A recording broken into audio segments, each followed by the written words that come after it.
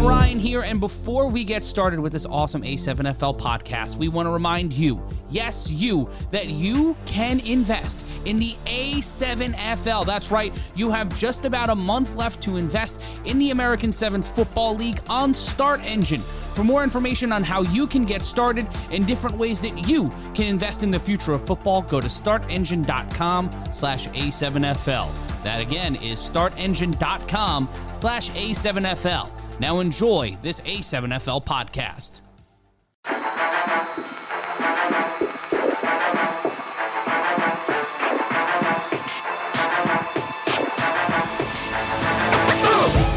Hello again, everybody. We are on the fantastic voyage. That is the A7FL 3-on-1 podcast. We're a little late this week. You're used to us dropping on Wednesday. We're so sorry. Real life and the New York Metropolitans got in the way, but we're here a day later, and as always, I'm your host for some reason. It's because, well, I know where the bodies are buried. Matt Ryan. I'm kidding, of course. I don't know where anything is buried, not even my own mother. And joining us, as always, he's my quarterback. You already know who it is. He's the lovely, the talented Corey Hammond. And protecting the line, he knows how to make moves, and he knows how to put motherfuckers in the turf. He's big. Rob Fabian. Gentlemen, great to be back on the pod. Last week, we had David Isaacs on the show. We were chopping it up with him. But this week, we have an A7FL award winner. The first of the 2022 award winners to join us after winning an award. And interesting to note, the first current or 2022 U player to join us on the podcast. He is Issac Negron, the A7FL Defensive Player of the Year. Issac, welcome to the 3-on-1 podcast, pal. Hey, what's up, guys? Thank you for having me. Not a problem in the slightest. Thanks for coming on. It's good to have a conversation with you when we're not across the field from each other and you're trying to hurt me. So that's nice. Yeah, that's usually the case, huh? Well, I bark a lot, but as you know, I'm standing in the pocket and I don't bite much. So, you know, it's nice to maybe just get a chance to leave this encounter without a few bruises. I got you. No problem. But Isaac, it's great to have you here on the show. Congratulations to you winning the Defensive Player of the Year award. And you were telling us before the show, of all people to tell you, you didn't know that the podcast was dropping the awards first. It was Carnell Wachter of the BIC who let you know, hey, you're the Defensive Player of the Year. Yeah, he sent me somewhat of a vague message that just said DPOY, and then that was it. And then he didn't send a congrats yet, so I sent him back a message and was like, I don't know who won. You know what I mean? I don't know when it comes out. I've been looking. And then he goes, no, I'm telling you, you are the Defensive Player of the Year. Congrats. And then I was like, oh wow, I didn't know. Where did you find it? And then that's when he let me. He sent me over to the podcast. K-Wack is very cryptic.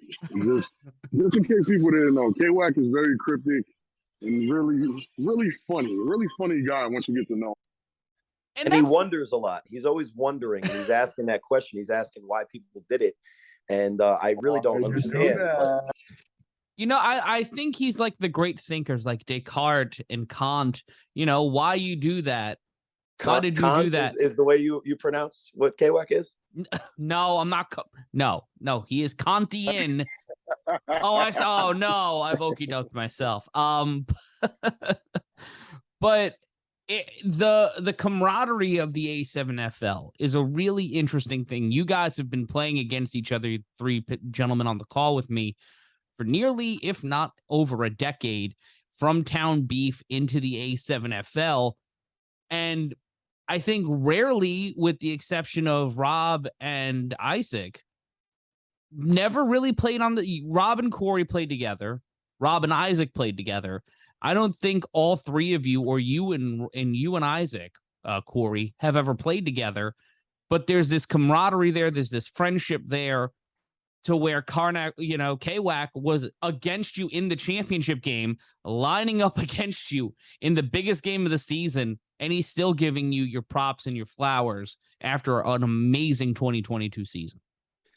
And I don't want to take away from, the humility of K-Wack, because we all know how humble the man is. But I also think that it's very important to understand that the reason K-Wack probably sent that to Isaac is because he was listening, hoping that it was him. Because the first person K-Wack will mention as the greatest players of all time in the history of football at any level, 1 through 5 would be very similar to that Puff Daddy vehicle in the late 90s, early 2000s, where Dylan was talking about who's the best rapper. Well, K-Wack will say, who's the best football player of all time? K-Wack, K-Wack, K-Wack, K-Wack. And then in fifth comes K-Wack. So for him to reach out to Isaac just shows exactly what you're talking about, Matt. You know who's the OLI on that list, by the way? I know that list. I know the OLI on that list. You want to know who it is? Yes. Dan Pastorini of the Houston Oilers. There you go. Don't know why, but it's Dan Pastorini. And you know it. So to kind of piggyback on what you were saying, Matt, before the show, Isaac, we were talking and kind of reminiscing. You are one of the elder statesmen in this league, and that's kind of coming from myself, obviously, and I have more gray hairs than anybody. It looks like I've been playing since the 80s. And then also Rob, who falls in the same category. You've always played at a pretty high level, Isaac, right? We could all agree to that. But I think in 2021, maybe back till some of your younger days and your more athletic days, you were playing at a certain level that was well above average, but not in the discussion for best defensive guy in the entire league. So I'll be the first to say that watching Rob coming in with the shade already. My man like a curtain. I feel like Isaac has been in the discussion for best defensive player in the league a few times. It's just, unfortunately, those few times you get guys like Isaac was playing next to Olay for a few years. You gotta remember that too. So even if Isaac was doing his thing, Olay is Olay. He might have got outshined that year. And then, then you had the year Ron had. Isaac was still balling, but then Ron was coming down, laying the wood on everyone. So it's like, I feel like Isaac got shorted a few times. He was in the running to being defensive player of the year. And as a guy that really looked forward to blocking Isaac in all his different iterations, because Isaac has not been the same player from start to finish. I lied to you not, and he can attest. When I first played Isaac, I remember one of the first games I played against Isaac. Isaac had long hair. He was a running back that was on the defensive line, outspeeding me tremendously. It was bad. My ankles were hurting, everything was hurting. But I kept having to block this guy. And I'm like, all right, this guy's good. I don't know if you remember that game, Isaac. It was a really muddy game. Yeah. That's back when you were on what team were you on? You was on Riot Squad, or I might have been on Riot Squad or Disciples or early BIC. It was early. Really muddy game. I had to throw out all my clothes. So I've been playing against Isaac from back then. But there's 3 different Isaacs. There's the speedy, agile Isaac. Then there's this middle Isaac that combined a little bit of strength with some agility and speed. And then there's Muscle Man Tank Isaac, who we have right now. You know what I'm saying? So, I mean, that must be a testament to playing. Yeah, you agree, right? That's a testament to playing in this league. Yeah, no, I agree with that 100%. Yeah, and that's what I was kind of saying. And Rob, you put it even better than I could, and I would have probably talked for another 20 minutes, not been able to say it as good as you just did. But what I was trying to say is that in that time period, all this time goes by. Not that Isaac wasn't a good player. It's just consideration for these awards goes to the guy that you say, wow, I see him popping off the screen and making all the plays. Isaac, for a lot of his career, was this is no shade at all, happy to be the guy that the offensive line commits to and allows guys like Fletch or, for the Chiefs, guys like, whoever it was, whether it was Big Mo or Lambert, the linebacker coming up, unblocked, from the blitz. So my question, Isaac, is what was it this year that kind of made you turn up? Was it the guys around you allowing you to play a little bit more freely? Or do you think you really mastered this new version of Isaac 3.0, according to Rob, and it was just everything came together now that you understand, as much as you do with the strength that you've accumulated, posting all those videos from the gym? Yeah, yeah. No, I think it's a combination of the last couple of years. I've really been doing a lot of flag football where it's been more like how can I say? I wouldn't say that my speed is how it was before, but just flag in general helps you break down. There's a lot of stuff, fundamentals that you got to do to play flag. I've been doing that for a few years. I kind of felt that the year that we played for Essex County Savage last year, quote unquote Red Raiders, that was supposed to be the year where I was supposed to, but then our team fell apart and that whole thing. I felt like that was the year where I could have, kind of did what I just did this past year. I say that's one of the things. The second thing I would say is definitely the team, the youth. Back-to-back champs, picking me up, giving me an opportunity to play with them. There's just some teams that you're on the team and you're a new guy and the team's already kind of established. You got to play at a high level. It's expected every player to play at a high level on a team like that. So that's just for my first game we played Snow Tribe. I want to say I had like 4 sacks that game. And it was like at the time limited. Like I was going in and out. I wasn't. I don't even think I started. I kind of just plug and play. But I knew like every time I went out there, this whole team is good. So you got to make sure you make the plays. You're not messing up because a mess up to have you on the bench. If what I'm saying, the guy right behind you is just as good. So that was the mindset I had pretty much all year. I got to make plays. These guys are, the team is going for a three-peat, and let's come together as a team and as a new addition, and just help them accomplish that goal.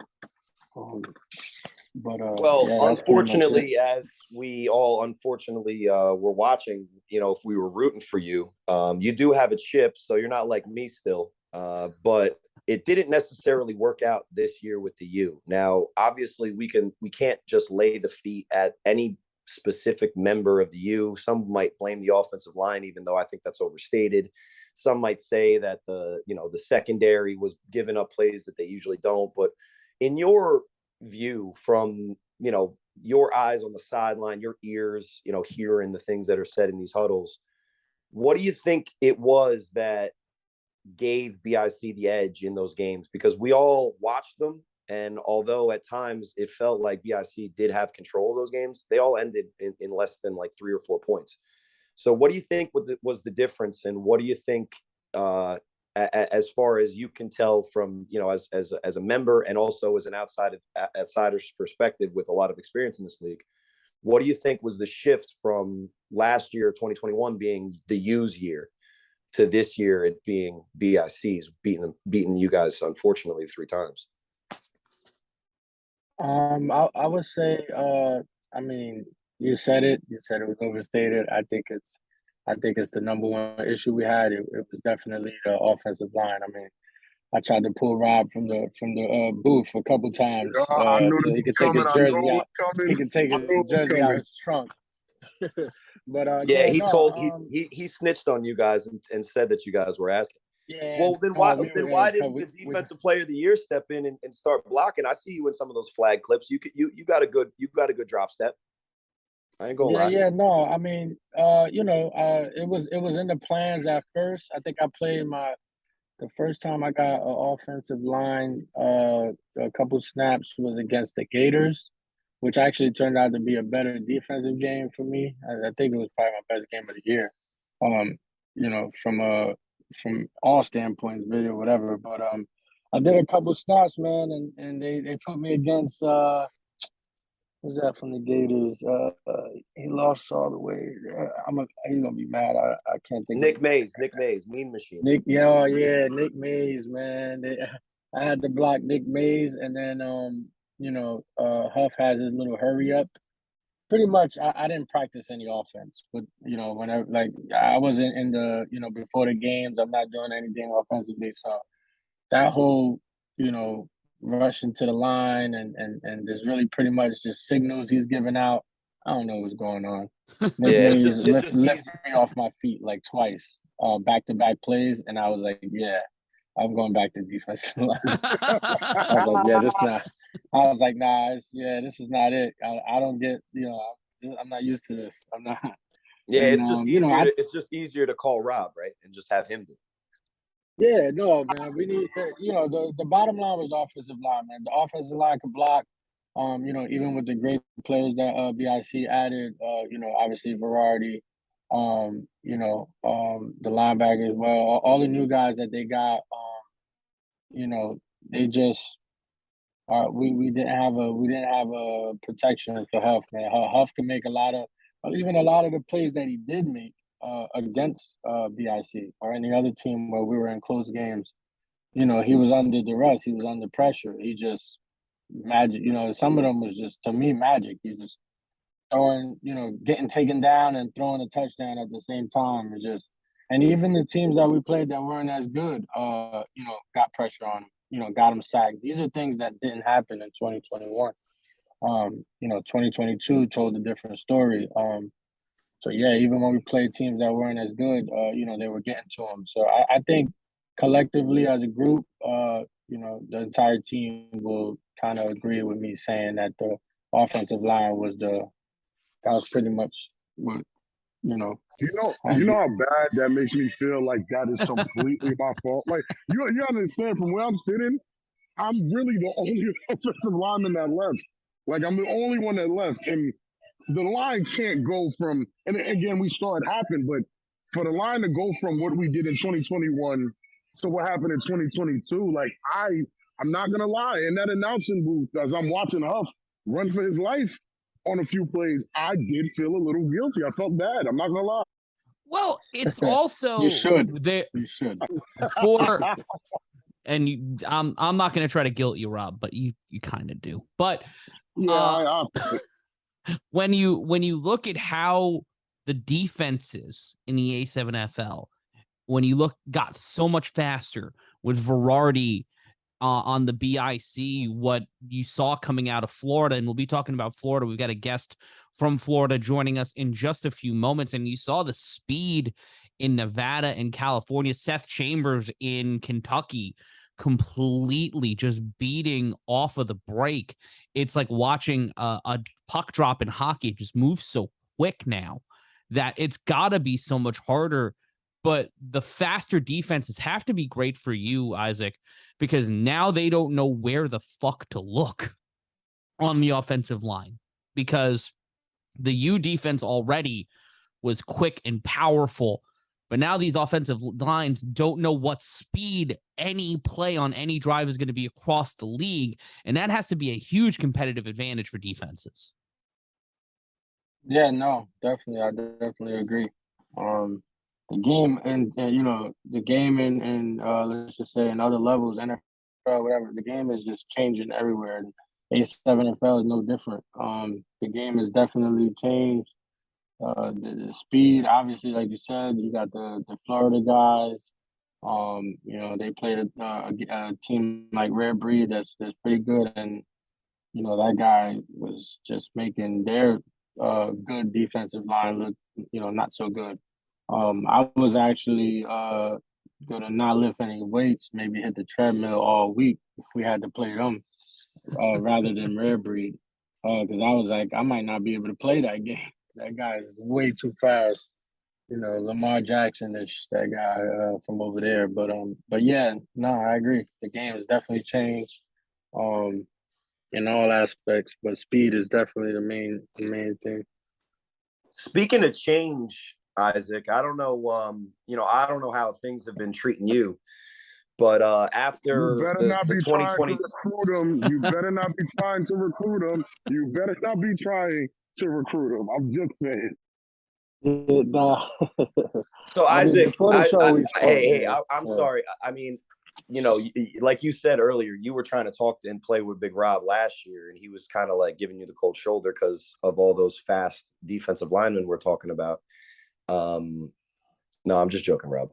You could probably block Berardi, right? Could you block Berardi? Could you block Berardi right now?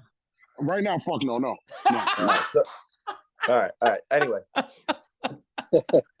think that kind of says what we're talking. But let Rob's beard kind of cover up the mic for a couple minutes. So 2022, you have a great season, and to be honest, Isaac, winning the Defensive Player of the Year award, you're probably never been more sought after potentially than you are right now. Now, you know how this A7 thing goes. It's a year-to-year thing. What are your thoughts on the 2023 season, and what have you been up to since the championship game? Well, I'll go first to what I've been up to. Pretty much, like I said, I've been playing flag football. It's kind of all year round, so I do that to just stay in shape. Get some reps in, and keep the football area alive with the flag football. And as far as the 2023 season, actually, no, I said this before the show. We weren't on the show yet. When K-Wack kind of told me about the Defensive Player of the Year, that followed by an offer to a contract as well. And then, then I got my DM, congrats. As soon as I put it out there, then I got some congrats. And, most congrats came with hey, we got a starting spot for you, that's, how it goes. So no, not right me now, specifically. No, I don't. No, you don't know how it goes. Oh, sorry. That's not true. Yeah. That's not true. Actually, I do kind of do. But anyway, let's say it's not from the U ever. That's for sure. But anyway, keep going. This is about you, Isaac, not me. I got I got some. I definitely got some offers. As of right now, I'm still with the U. I'm still, I still talk to those guys. I'm still talking to them on a daily basis. But I am, I'm exploring whatever's out there. I don't really know yet what I want to do, if I even want to play. I'm looking. My last year right now. I'm looking into being an older guy going into law enforcement. So if I do that, I might have to take a year off just with all the stuff I got to do with that. So just life things. I don't know yet, but yeah, nothing's concrete right now for me. But I definitely want to play. Obviously, after having a season like that, I haven't stopped training. I've been, if anything, turned it up more. So yeah, man, I'm excited about the 2023 season. But for right now, yeah, it's definitely the U. It's Patterson right now. That's where I'm at. So to quote the cinematic masterpiece, Dumb and Dumber. So you're saying there's a chance? Yeah, man. Let's leave it for the wonder, for people to wonder, man. All right. Well, I think that's fair and that's fun. And anybody who's listening to this podcast, we all know that Isaac is one of those guys. So if you're in the DMs, keep DMing. And if you're not in the DMs yet, you might as well try, right? Am I right? That sounds so bad, yo. Nah, that sounds bad. You know me. I'm always trying to stir some things up when there's no risk of me actually taking punishment. Because let's be fair, Isaac, I stir things up when I know that I'm going to be back there. And now let's pivot. I won't put you on such a fiery seat. I feel you, bro. But anyway, let's ask a more important question. And I'm not going to allow you to be political here. You're going to have to make a decision.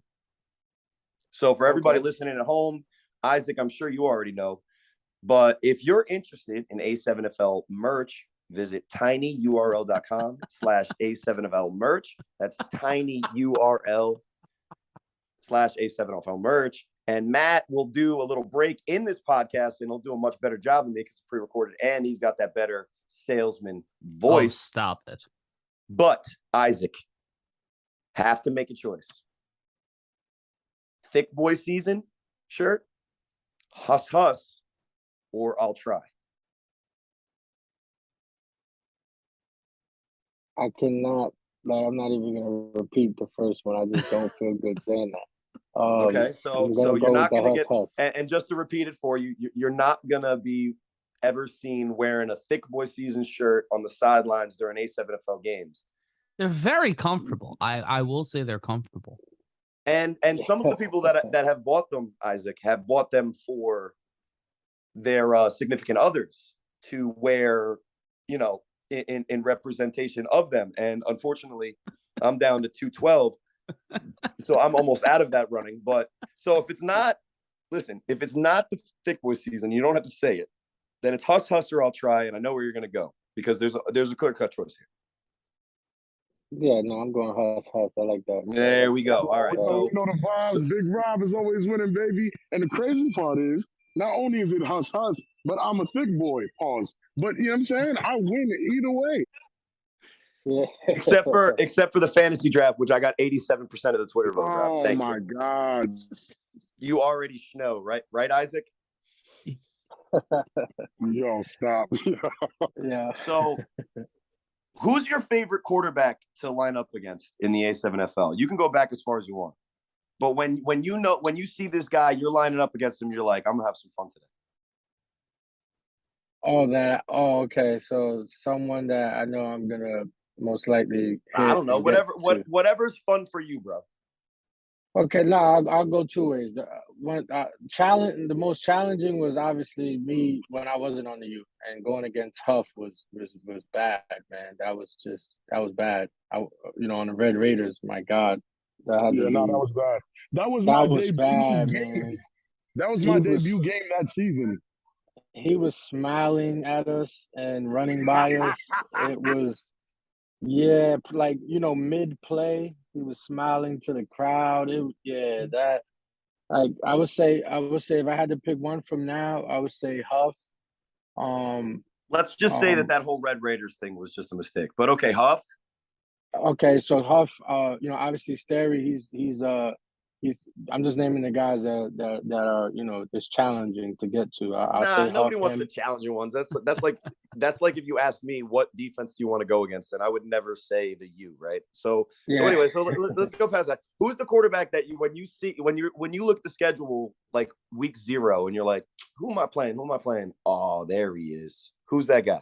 He wants you to say. I'm not gonna lie. No. It's probably not me. I know it's not me. No. It's definitely Corey. Ah, I'm not gonna lie. I'm not gonna lie, bro. Listen, do me a favor, and when you get off of this later on, you get some time. Look at my Facebook old videos, bro. I have like when we played on the Chiefs and fall brawl. Like I have and it's definitely you. I think one I slammed you by mistake. It was just like I didn't mean to dunk you like that, but it was just too many. It was just like so many videos. Yeah, man. Ask Will Franklin when he throws a roughing the passer penalty. I usually go up to him like, "What's your problem, bro? I completed a pass. Let me get my stats." Yeah, nah. It would definitely be. But this year, I would say is this year when we played. Well, I didn't know who the quarterback was in Snow Tribe, but once we started, I was like, oh yeah, this is feast. I don't know who the guy was. I don't think he finished that quarterback. I don't think he was the quarterback at the end of the season. But yeah, man, that is true. Yeah, that is for sure. Him. Yep, because everybody else is, most teams have basically speed guys back there. It's just, just how the league's evolving. It's just guys that can run and throw. Lamar Jackson, Josh Allen type guys that's gonna throw it, run it. There's not too many guys that just sit back there where it make it easy for us to get to. Talking that shit too, right? Isaac. Yeah. You've been on a lot of, I want to say, championship teams that were on championship runs. Even you could exclude the U just to, just in case people getting sensitive. I don't want that. But as of right now, excluding the U, which was the best team you played on for a championship run? Man, that's so fucking hard, man. Because, you know what? the only year we made it to the chip with Savage, I actually broke my leg there. I didn't even play that year, so I'm definitely gonna have to say clean cut. It was 2017 Union City Chiefs, man, undefeated, uh, undefeated, and first A7FL championship on TV in a baseball stadium. That was it. And that's my first chip, first A7FL chip, or first chip in general. So. Yeah, man, Okay. that Chiefs defense, me, Yeah, that was Loke, something else. Big Mo, Lamper, we had Kels, we had ST, we had King ST back there. Yeah, Sean that was an Connery had him. amazing defense. Yeah, nah, we had Chick. I don't know if we had Chick that year. Did we have Chick? We just had a lot of guys. That team was crazy, and we was undefeated. It was. That's the year I think we played Union City a couple times on the rooftop. That was definitely a good year. Well, So that's a follow-up question, right? Sorry, Matt. Just one more question. In those championship runs that you had on these great teams, like Mhm. there might be a chance, like you look at the schedule and you're like, damn, this is a because I used to look at the schedule like that. I used to look at the schedule and be like, okay, our best record is undefeated, of course. Our worst record is 5-2. We could lose to these two teams, and that's it. You get what I'm saying? Like, which teams would you look at the schedule and be like you're gonna be excited, but damn, like this might be a loss. Uh, Definitely the U, and I would say the U and BIC when I wasn't on the U. So it would be the U and BIC when I was on Savage and when I was on Chiefs. I knew, those two games were up in the air.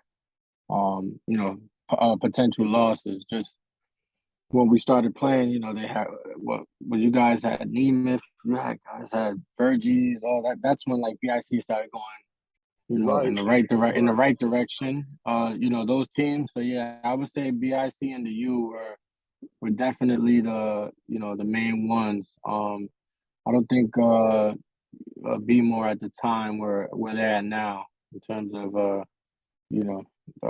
they're having better teams, getting together and teaming guys up. So yeah, I would say the U and BIC was the two teams I'd be like, God damn, yeah, those are the two.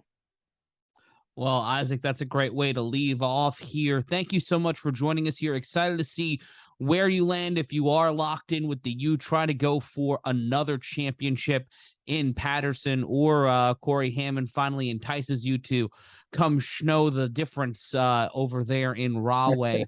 Thank you so much for joining us on the show, and we're excited to have you on as we get closer to the season. All right, no problem, man. Thanks again for having me, guys. Appreciate it.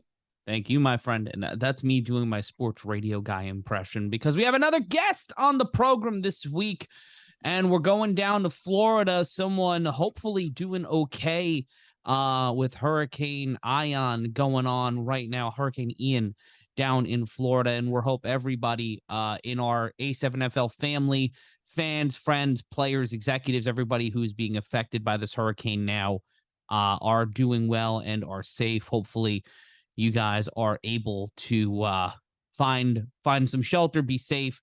We're all you're on our thoughts and our prayers. But Mark Cooper joining us here on the show. Corey, he reached out to you to get onto the pod a couple of weeks ago. Yeah. I've been watching some of the other divisions film, because as we try to stay as unbiased as possible. The A7FL is no longer just a New Jersey, Pennsylvania, Baltimore league. It's nationwide. So I was trying to just become a little bit more familiar with some of the other teams, some of the other divisions. And as I was watching some film, there's one guy, and he's got an interesting hair situation. I'll let him further elaborate on that. But this guy kind of just popped out off the screen to me because he had that electric speed. And when you look at some of the Orlando Ghosts scores, and before Mark Bagway was the quarterback, it was the Orlando Ghosts that were the cream of the crop in the A7FL Florida division. It wasn't the A team who were the defending champs. It was not the Nightcrawlers until Mark Bagwood played quarterback, who were 2-3 until then. It was the Ghosts. And I think it was Mark, you can correct me if I'm wrong. Your quarterback's Kyle Capoletti, right? Yes, sir. That's who it is. So tell my guy to stop running out of the protection in the pocket. My guy always rolls out. You're talking about the second thing and no shade, but what he should do, and as he learns, he's a good quarterback. I actually kind of like his game, but he's always trying to get out of that pocket. He stays in there, which might be against it. He has the ability to run. Look who's saying to stay in the pocket. But if he does, that'll be one thing. But the other thing is that I saw this crazy game between you and the Nightcrawlers. It was like 48-46 or something. And I the camera angle they have, I just see this guy just taking off and just getting to the sideline, just scooting up the sideline, making everybody in Florida look slow, which means he must be really fast. But glad to have you on the podcast, man. Welcome to the show. I appreciate you guys. Thank you for having me. I appreciate it. Now, we won't mention the other thing that I said separately to you as I was watching the film, because we all have those moments, but you know what I'm talking about. We won't mention that one. But I wanted to get somebody from the Florida perspective, because to be 100% blunt with you, I reached out to Mark Bagway, who kind of has been the name from Florida ever since the Rare Breed Nightcrawlers game. And he said he was going to come on, kind of stood us up. Things happen, and, I'm not going to, throw too much shade about it. But as I am petty and throw my little temper tantrums, there you go. And then I even tried to get Lauren Gray, who if you are on Facebook or in our Facebook groups, when things are going well for the A team, he's the first and last and middle person to talk whenever he wants to. He still didn't come on. So first of all, thank you for the best availability, which is availability, and being here, man. But I want to hear a little bit more about the Florida division, because all we hear about is Mark Bagway, and then all I talk about is the dancing in the fourth quarter. But there's a lot of things other than that going on down there. Just tell me a little bit about how the season in 2022 went, what you saw from each team, like just really quick, and not to add too much to your plate, but, tell me a little bit about what you got going on, and what you hear down there in the A7FL Florida division, because we've covered all the rest of, what's going on in the Sunshine State other than that hurricane. Yeah. Well, the hurricane, it just passed. So, thankfully, we had a little bit of flooding. The house got a little flooded, but nothing too serious. But outside of that, the Florida division, honestly, is the most slept on division, because it's one of them. We got some amazing athletes out here, and Bagway being one of them. He's probably the best quarterback that I've seen play in flag football, as well as in contact as well. He is the number one quarterback for flag football in the nation. He's just really that guy. But outside of that, we got amazing athletes out here. You got people like Joey Bate. That was actually the one who played quarterback in our last season. He's an amazing athlete. Lauren is another one. He's an amazing athlete. But then you got guys like D West, 6'4", 255 plus. But the man got some wheels. And I feel like Florida is very, very slept on. Not too many people know about us, but they gonna make that change though. I know they gonna make that change. But did you play against the linebacker from the Nightcrawlers? It's what's his name, Matt? I forget his name off the top of my head. Deontay. Yeah, Deontay. Yeah, I played against him. I played against him in A7. Did he ever get a chance to square up with you like he did against the guy from Rare Breed, the quarterback OG Buck, and he snatched his soul? Oh, no, sir. The sad part is the game that we did play against each other. I was actually on defense that whole game.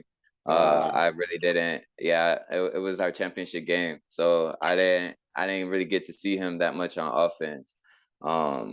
But it's all fun and games, man. You know what I'm saying? He's a hell of an athlete. There's no question about that. He's made some huge tackles. And he is a very disciplined player. And he's not just a big hitter or a bruiser. He understands the lanes. He understands how to attack angles. He's an amazing athlete as well. Do you truly believe that Florida's underrated? Oh, wholeheartedly. Why is that? Wait, you as Florida, like Florida, the division itself thinks they're underrated, but everyone outside of Florida, just in case you didn't know, we know Florida's coming. We know that. Like we've known that before you guys were even a division. The question is, how long is it going to take y'all to put it together to win a chip? I'll say this. Camaraderie is Hey there, it's Matt Ryan. Are you enjoying this A7FL podcast? Well, I'm glad you are, because that means you can give us money. That's right, you can buy our merch right now at tinyurl.com/A7FL merch. That's tinyurl.com/A7FL merch. Up there right now, we have some Thick Boy season merchandise. We've got some Huss Huss shirts. And also, we've got some Corey Hammond-related merchandise coming soon. A Corey Hammond's t-shirt, hoodie, and a whole lot more. You can get all of them right now sent to you nice, comfy, and cozy at tinyurl.com/A7FL merch. And also, you can find it in the show notes. Now back to that podcast you like. a huge thing, right? And winning anywhere. So I know in the first season with the Ghost, I literally had just met everybody there. We didn't know each other, and we were still trying to build chemistry and build understanding. And there's different levels out here in Florida, just like anywhere else. But there's a lot of guys that play flag football, so they have flag knowledge, but don't understand contact knowledge. Then you have others who have 11-man knowledge, but don't really have, small ball, so to speak, knowledge. It's really just bringing all of that together and actually playing as one. Up in New York, Jersey, Baltimore, y'all play for each other. And I feel like a big part of Florida's falling apart in big games is not everybody is seeing eye to eye. When A-Team went up to Jersey, I was in a group chat. I saw everything that was happening. I was supposed to go up there with them, but I didn't go. Not a lot of people know that. I didn't tell nobody. I was supposed to go ball up there with them, but I didn't. Things was just funny. When I was listening, and I'll let you finish. I was listening to I'll mention this again, the other side of the ball, and that's right, guys. I'm listening. Coach Mack just sent me a text today that you guys were coming for me on the one that's going to drop soon, but I got you. Trust me. But anyway, I was listening. They had a guy, and we're going to talk about him a little bit more, Mark. But they had a guy, Rashad Davis, and what he was saying what he was saying is that he didn't even have to play in the playoffs because he was just going to ride up with whatever team won. So you're telling me that on the 3-on-1 podcast air, you're confirming that Florida was basically just trying to create an all-star team to compete with the U? No, I'm just joking. But tell us a little bit more about where you were going. I'm sorry. I just wanted to make a little joke. Yeah, it was just a lot going on. We need what to happened, just come what together happened in the what were some of the things you saw in the group chat that is why you're bringing this up? It's one of them. What happened in that group chat stays in the group chat. I got you. Yeah, no problem. But I'll say this: it was one. Not everybody was seeing eye to eye on a lot of things. So at the end of the day, if you can't see eye to eye on little things, when it comes to the field, you're not gonna see eye to eye then. So, A-Team going up there and getting blown out, how they got blown out, which hurt my heart. I can't lie. It was one of those, we are not going to be able to compete mentally with a team from up north. We got all the talent in the world out here. Florida is top 2 in the nation when it comes to productivity of football players coming out in any level of football. So I feel like we have the best in the nation, honestly. But until we could come together and understand the common goal of winning a championship and truly just playing for each other, we are going to get beat by teams like the U, BIC, teams like that. We will get beat by just because, hey, you got some guys together 2 or 3 years. The chemistry is not there. Y'all hop on the field, the U can hop on the field. They don't even got to call a play. They just look at each other. Oh, okay, I see the coverage. Right. I know what I'm gonna do. He's definitely You know right what I'm about saying? that. So, but for us, we got to call the play. And sometimes, hey, there's been times where I'll say I need a 10-yard dig. They cut it at 8. The ball gets thrown behind or in front. You're not on the 10-yard. You're not on that 10-yard mark. That messes up my throw. But I feel like teams, man. What? 100%. Every single A7FL team that happens.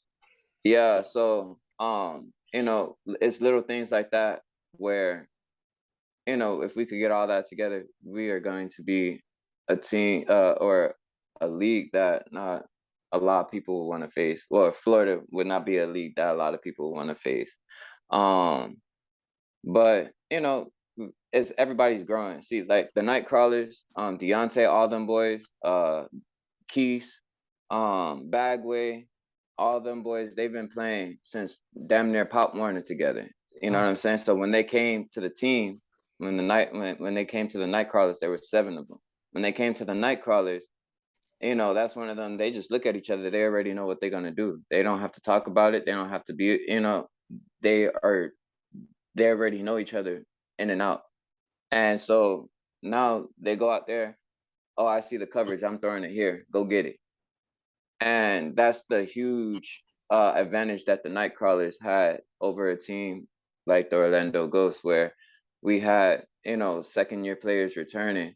Our first season, we had 13 guys come to each and every game. So we didn't have a big roster on the Orlando Ghosts. We didn't have a lot of guys. Then the second year, we had over 20 guys. So there's a lot of new faces. There was 8 that returned from the previous season. So there's a lot of new faces. Trying to get the chemistry and camaraderie together, it's a process. It's a process, and we just couldn't get it going. That's what really happened with the Ghosts. We just couldn't get it going.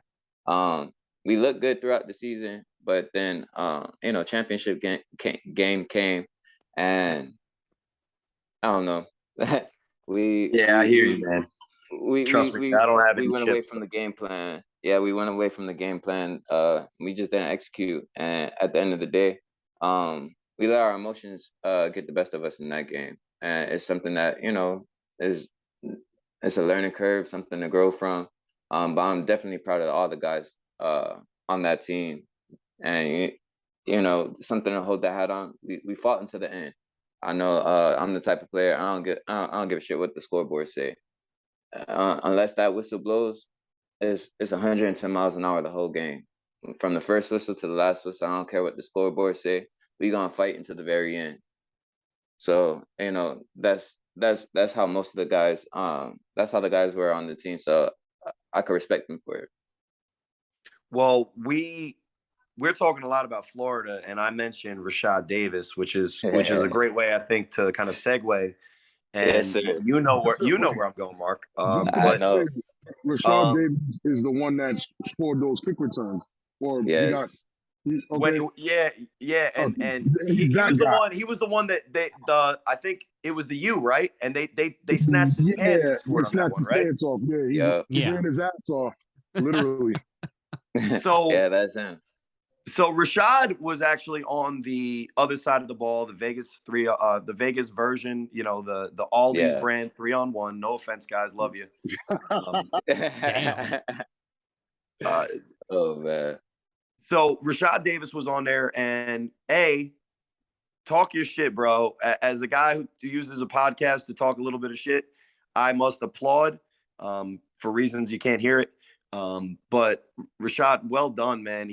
Rob, you'll love this. He said that he had He set a record for most touchdowns in a game in the A7FL history and had the most rushing touchdowns in a season in A7FL history. And not a statistician myself, but I then quickly sent Derek Duncan of Virgie's tape of like nine touchdowns against just me in one game. Right. Like I said, he's insane. It's like he's got, and Right, that's the only problem I have. I got you, Corey. I'm gonna let you finish. That's the only problem I have with these out-of-state guys sometimes, like not knowing the history, but then doing something you think is amazing while a bunch of guys from up north are looking at that like we've seen it before. You get what I'm saying? So, but he can have it, you know what I'm saying? He can have his flowers. He ran his ass off. He got it. I'm not even mad at him. Yeah, and I'm not even trying to say that he's not a good player. And that's not at all what I'm saying. But what the point that I bring him up, Mark, and to make this about you, because you came on the 3-on-1. Let's talk to Mark Cooper. Yes, sir.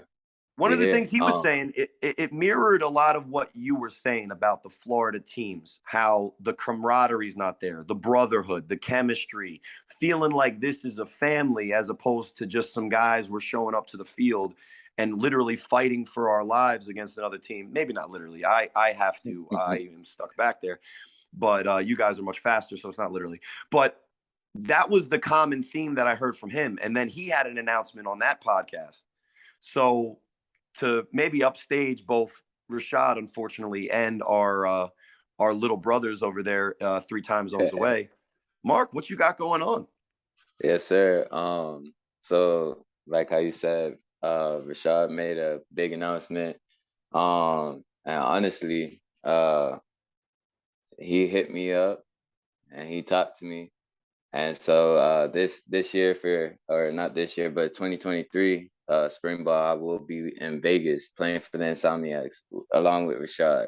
Wow. So there's a lot of speed, man. There's a lot of speed. There's a lot of playmaking ability. And I'll say the Insomniacs, they're gonna be put on the map. We are going to be on the map. People are gonna know who we are. They're gonna see what we do. They're gonna love the brand of football that we play because it's gonna be a show. It's a highlight reel every game. Well, we here on the 3-on-1 had a feeling the Insomniacs were up to something. We heard a lot of wild rumors coming from that camp, and to see them pull Rashad and also pull you to make the move out west. If you want to go into it a little bit, what was that process like for you to have, who contacted you first? What drove you to make a decision to fly completely across the country, uproot your life to play A7 ball with a new team in a new environment and possibly a good shot of making it to the Final Four this year if your team pans out?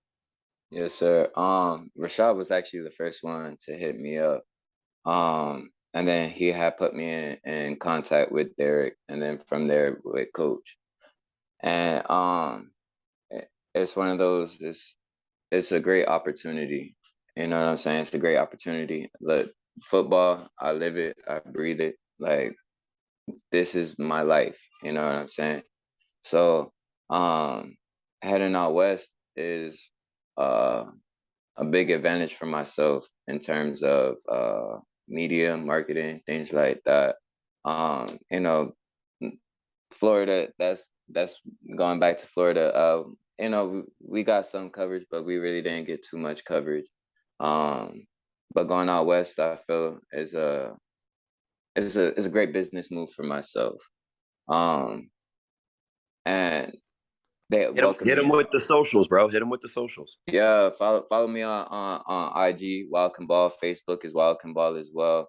And then on YouTube, Mark Cooper, and then A7FL. You'll find me just like that. But moving out west it's a great business venture for myself, and not just business, but a life venture. And the way they have welcomed me with open arms, it's really that brotherhood type feeling that I don't want to say I've been missing or looking for, but it made me feel good with how I was received and how I was spoken to and welcomed.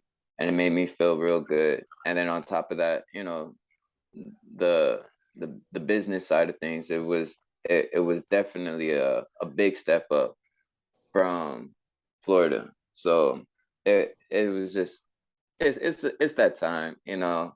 We all get to a point in life where, you know, we see things, we do things, and we just need a change. So I felt like Vegas was the place to go for the change, and I'm excited for it, man. I'm excited. I mean, shit, that was 15 years ago for me. Though. I definitely have a question for you, though. It's not the friendliest of questions, but we got to ask some hard questions here. With guys like you, Please stand. Weirdos be talking to me all the time. I don't know what that is. I have no clue what he said either. I have no clue. But with guys like you, the gentleman who was running his ass off, guys like Bagway, all leaving Florida, where does that leave Florida football right now? If the best players in Florida are leaving Florida to go play elsewhere, will we ever actually see, in your opinion, a homegrown, homebred Florida team compete for a championship in the A7? I'll say this. Right now, this year, I don't really see it happening. 4, maybe 5 years down the road, definitely.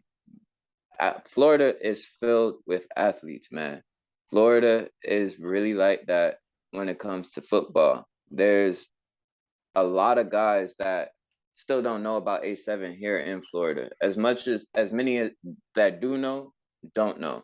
So there's gonna come a point in time where, you know, I'm not the only speedster out here. You know what I'm saying? There's guys out here, you know, two guys. Who's faster between you and Rashad?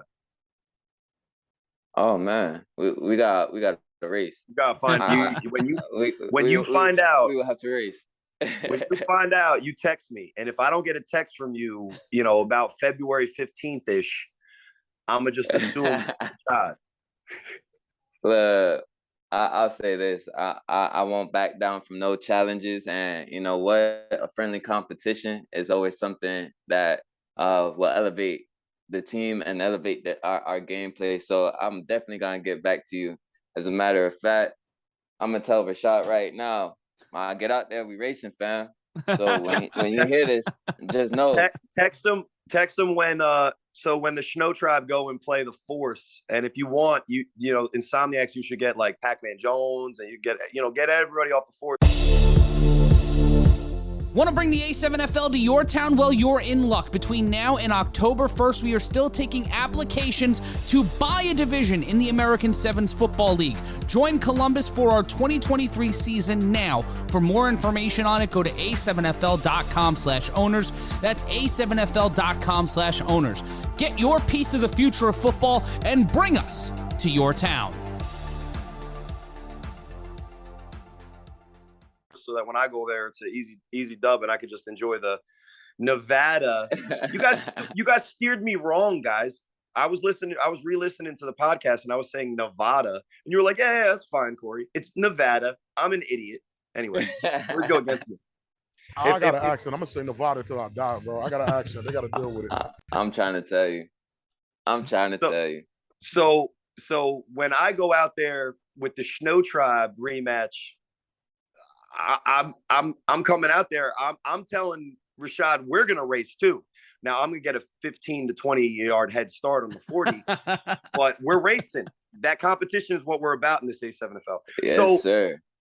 Mark, you get approached to a guy that you played against, and we already talked about the conspiracy that started with the 2021 A-team, you know, all-star team, and going against the rules, and you know, Ryan DePaul's already starting sanctions. No, that's all the joke. Maryland thinks I'm a narc to begin with. Maryland, I'm not a narc. I live in your hearts rent-free. So anyway, a guy that you play against calls you, Mark, and is like, hey man, there's this opportunity with this football league. Did you believe it right away, or did it sound too good to be true that you had a life opportunity from the football league that you were playing in, and that it would lead to not like Des Moines, but Las Vegas? Right.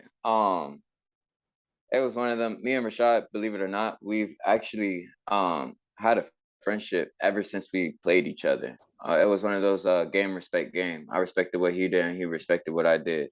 So after the game, we had chopped it up, and we had added each other on Facebook and stuff, and then we kind of kept in contact. And when he hit me up, it was one of those. I've seen the work that he's been putting in, and I've seen the things that he's been doing. So at that point, it was clear cut. There was no questions. There was no second thought about it. It was. Well, it definitely makes sense to make the move if that's what makes sense. My question is, Mark, when you first heard that the A7FL was Nevada, Las Vegas, Nevada. When A7FL Nevada was reaching out to you, did you hesitate for even a half second? Like, is that even possible? Not 1 second. Not 1 second. That's what's up. It's one of those. I know the work that I put in myself. Off season, I know the work that I put in, and I know the talent that I hold. So when somebody reaches out to me, at this point, especially on that type level, they're not here to waste time. You know what I'm saying? They want to win a championship just as bad as I want to win a championship. And then after we spoke, it was very clear. So at that, it was no hesitation on my end at all. It was very simple, very easy, very to the point. Let's go win this. Let's get me a ticket, rings. Right? I'm trying to tell you. As soon as I tie up these couple of things here off in Florida, I'm out there ready to work. You know what I'm saying? Fly me out. You want JetBlue, United, whatever's the cheapest. So that's if I gotta drive out there. Hitchhike, although I just seen Netflix Dahmer, maybe not. So I was listening to what Rashad was talking about. It's interesting that you say that because it sounds like Rashad's that kind of guy. He plays football. He sees good players and he starts gravitating towards them. On the other podcast, he was talking about how he was kind of after the game with the U. He really loved the way that the U kind of like brought him in, like was sitting with him in the stands. They watched, California get their beat down that they deserved. And it wasn't the Santa Monica vibe pants guy, but he's going to get his soon too. But yeah, when you go out there, if you see the Santa Monica vibe guy, just tell him that I have been talking to Travis. We'd love to have him on the podcast, but we have no idea what his name is other than CC Sabathia Pants. I got you. But Rashad was talking about how he was buddy with the U. Now you're going out there to Vegas, and Rashad's reaching out, and he's reaching out to you.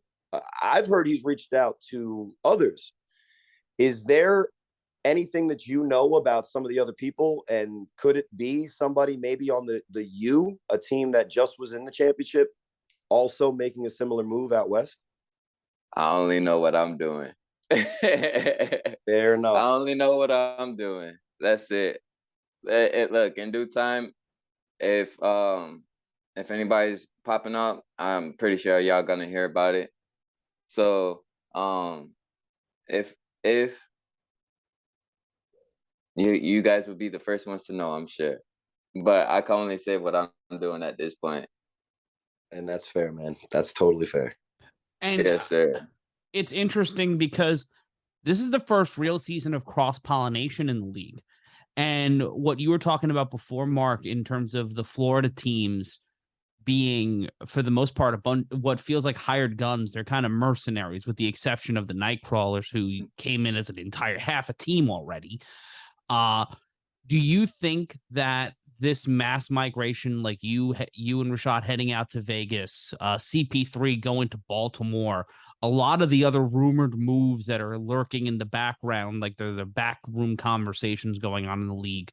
I know Vegas is still making an active play across the division to get talent from the East Coast, get talent from the Midwest. There's also moves of them trying to get into the California market. and get talent from there in Utah and different parts of the Southwest. This is going to be real interesting. But do you think it's going to take those teams longer to acclimate? And is this a great situation for teams like the Snow Tribe and the teams like the BIC and the U that have a core of people that have been playing either with or against each other for a decade? All right. I feel like when everybody has the same mindset and the same goal, it don't matter who you line up against. Everybody's gonna play their role, play their position, and as long as everybody is playing for each other, the sky is the limit. You know what I'm saying? BIC, the U, teams like that, yes, they definitely have a head start on everybody else. But any given Sunday, you know what I'm saying? Any given Sunday, whichever team wants it more, and whoever puts in that work in the off season, that's who's gonna come out on top. So the cross pollination I feel is actually great for the game. You're gonna see a lot of three-headed monsters. You know what I'm saying? In terms of offense, defense, special teams, you're gonna see a lot of talent come together, and it's gonna be a crazy show. So you know, it's once we get there and we start putting in the work, we just gonna see. You know what I'm saying? We just gonna see. And I'm the type, I don't care who I line up against, they can be beat. And if everybody on the team has that same mentality, you know, it's gonna be a tough game. And I feel like everybody on the Insomniacs, they have that same mentality. Any given Sunday, you know, we are the team to beat. The U, BIC, Snow Tribe, y'all can all get it. Well, that's the energy we want to hear, to be honest with you. Yeah, it is a great interview, and you're doing a good job. It's about to get a little steamy too. You're kind of representing Florida as our first Florida guest. So first of all, thank you. Second of all, Yes, kind of sir. sucks that you're immediately leaving. But let's just stay in 2022 for a second. Yes, sir. A7FL is going to be bringing us a show. Matt's going to be bringing it to us. Rob's going to be there, and unfortunately, all of the fans are going to have to deal with me as well. Rewind, and we're going to go over some great games. One of the best games of the 2022 season was the playoff game between the Baltimore Rare Breed and the Tampa Nightcrawlers. Mark, if those two teams play 10 times, what's the series and who comes out on top more often than the other? Honestly, I think it's pretty split. I think you go 5-5. So you think the teams were that close? Yes. Who do you blame for the Nightcrawlers' loss? Because clearly, at least that day, in my opinion, I think Matt and Rob might even agree with me, they were the better team. They didn't necessarily have the better roster. You know, 10 times they play the game, maybe it goes differently, like you say. But that day, it looked like they were better. Yeah. Who do you blame humbly for the loss that day? That's Florida ball for you. And I me saying that is, we're gonna put on a show. We out here to have fun. And at the end of the day, whichever way the dice roll, the dice is gonna roll. So, you know, I can't really blame nobody. It's football. You expect stuff to happen. So yeah. That's Florida style of football. We gonna show out. We gonna do some crazy stuff. We gonna pitch it back 100 times. I don't care if we're up by 5 or up by 100. You know what I'm saying? That's just Florida brand of football.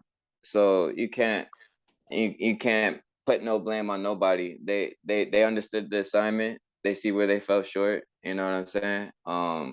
And at the end of the day, I'm cool with Bagway. I'm cool with Keith. I'm cool with a lot of the guys out there. We play flag football against each other a lot. So they understood, and hey, it's on me. It's a team game. So at the end of the day, you gotta blame the team. You can't blame not one individual. Yeah.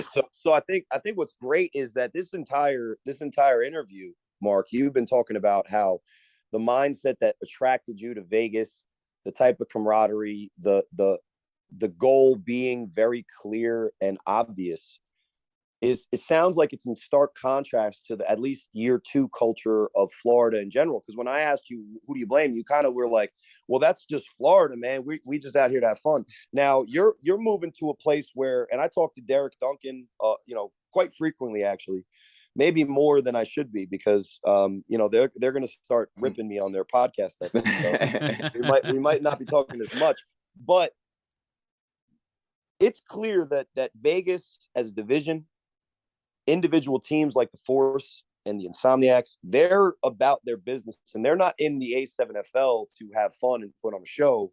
They're trying to figure out ways to come out on top. So, yes, sir. What have you seen? Because it sounds like you're at least aware of teams like the U and BIC. What have you seen from the league, and what have you learned these 2 seasons, not only from actually having a chance to be on the field yourself, but also becoming more of a fan of the other divisions, watching the games of the week. It sounded like you listened to a couple of our podcasts too, but what have you learned these 2 years in the A7FL that you're going to be bringing to the Insomniacs for 2023?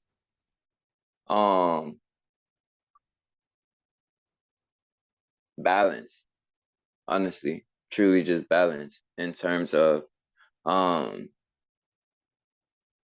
team like the Heist, right? They had a great run game, but their passing game wasn't great. So it humbled them, right? Then you get a team like the Nightcrawlers, where they're gonna throw it 100 times, not run so much. That kind of bit them in the butt at the end, didn't it? A little bit. Just a bit. Right. So it's one of them. Just bringing balance and understanding that, hey, we gotta run the ball. We gotta set the tone running the ball, but at the same time, we gotta be able to be even, spread the ball out, and make teams have to question, what are we gonna come out in? I see a lot of times that the two linemen set, four spread. You got an extra rusher, yeah, but it's hard to deal for the linebackers to deal with 4 receivers. It's hard for the DBs to deal with 4 receivers. So just really being balanced all in all. And then obviously the speed. You know what I'm saying? Playing at a different speed is something. A hurry up is something great. You keep the defense off balance. And the work ethic is truly what it is. Being the first to practice, the hardest worker out there, things like that. And I see that it's very contagious. People are going to want to work, they're going to want to play, and they're going to be there for you when you have that type of mentality. So anywhere that I go, be the hardest worker on the field. I'm not the biggest, I'm not the fastest, I'm not the strongest, but there's nobody that's going to outwork me. And I feel like if you bring that to a team, it gets contagious. And then people are going to, the players are going to always rally around you. And they're going to want to play for you. And once you get that happening, then you have that family feel. You know what I'm saying? So I feel like that's a big thing that I will definitely bring to the Insomniacs. Yeah, man. Have you watched games since you guys were able to relax on Sundays? Unfortunately, were you watching the playoffs? Believe it or not, no. Because after that, Sunday I play flag as well. So right Yeah. after that, I had 3 tournaments, kind of like back to back to back. So I got to watch part of the U and the BIC game, but that's about it. I was Do at you tournament. when you get a chance to sit down and watch a game, who's your favorite player in the A7FL to watch? Huff, no questions. Huff. There's no Is question this about you? that. Is this you being honest, or is this you trying to say, Huff, you're my favorite player in the league? No, Wink, no, wink, no, no. nudge, nudge. If you go I mean, back to be fair, I think Huff might actually, and Rob, is Huff the greatest quarterback that's ever played in the A7FL?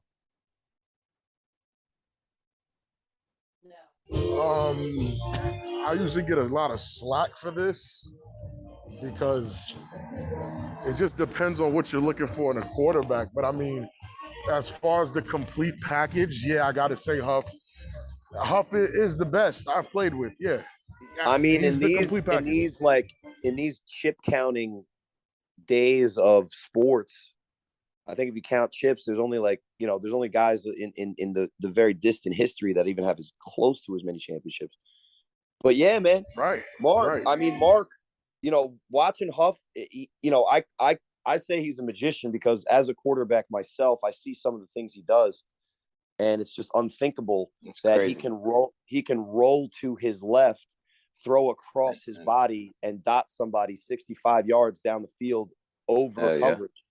And as a very unathletic human being, I question the physics, and it's like one of those Madden glitches, and I'm trying to look and see if it's Matrix. But Matt brings up a good point because one of the guys that when I was talking to Rashad, no, excuse me, I was hearing Rashad talk. He was talking about is one of those guys was Huff that he was talking to. So are you potentially saying that there might be a big shakeup in this league? Because Matt dropped some bombs earlier saying we might be looking for something. I'm just sniffing around, trying to figure out, what's going on in this league. Are you holding back any information? You could say you're holding it back and not give it to us. But are you holding back any information? No, I'm saying that when my first year playing in A7, I was a quarterback. So me and Huff, we have a very similar game in terms of being in that backfield and making plays and throwing the ball down the field. So like in the NFL, Russell Wilson, my favorite quarterback. So I like watching winning quarterbacks and see what they do, how they command the team and see how they get their players to rally around them. For it being my first season, I was trying to learn winning quarterbacks, right? I love watching winning quarterbacks. He's probably not a fan of me. Oh yeah, no, I got the utmost. I mean, you had one winning season. Corey, stop. You had one winning season. I used to have a winning record for this season. I had a career winning percentage that was over 500 until the Hawks. But technically, those don't go against me because they started a running back over me. Sorry, Steve, I'm throwing you under the bus. And Bobby. The Hammond Express rolling in tonight on the pod. This is relatively tame for me, maybe. No, actually, I'm a little fired up, I guess. But Mark, one of the things that is really interesting about what Vegas is doing out there, and I don't know if you know so much, is that they're setting up an infrastructure, like a path for players to build this league, not only just for next year, but for the future. Tell me a little bit about, some of the things that you're looking forward to from the Nevada division specifically. And is it more the chance to win, or are there other factors in this life move that make this so attractive? It's the weather is beautiful out there, and it is Vegas. So apart from the winning, that's definitely a big bonus. And actually going out there, this was no secret. I've heard it from my own teammates at that time. But if you go back and watch film, and the ball really never moved unless the ball was in my hands, right, on the offense. And I'm so sorry, The dog but I agrees. feel like, yeah, I'm trying to say. The But dog was saying it spicier. It was like, yo, tell him, Mark. Tell him that every other time they were giving the ball to other people and you didn't even play in the championship game on offense. You were playing on defense. Like, man, just tell him. Don't hold back. Just tell him. yeah, so it was one of them. If you watch film, the ball didn't move if I didn't have the ball. So I just feel like it's a great move where I could be the guy when I need to be the guy, but also be able to just play my role. And I don't feel like I have to shoulder the offense, so to speak, or the ball movement, so to speak, where Rashad got legs. He gonna get up out of there. And I seen quite a bit of talent, a young talent from the Insomniacs last season. So it's really just building off of that, and then being able to implicate and teach what I know. And we're gonna have a solid offense. So that's a huge part of it as well. Now I got the really important question now, Mark. Yes, sir. tinyurl.a7fl merch. Thick boy season, which, look, you're not a big dude, but I mean, it really is a pause moment. But I mean, hey, I whatever. can't do that I one. don't care. It's still fun. It might even be hilarious. Huss. Yeah. I'll try.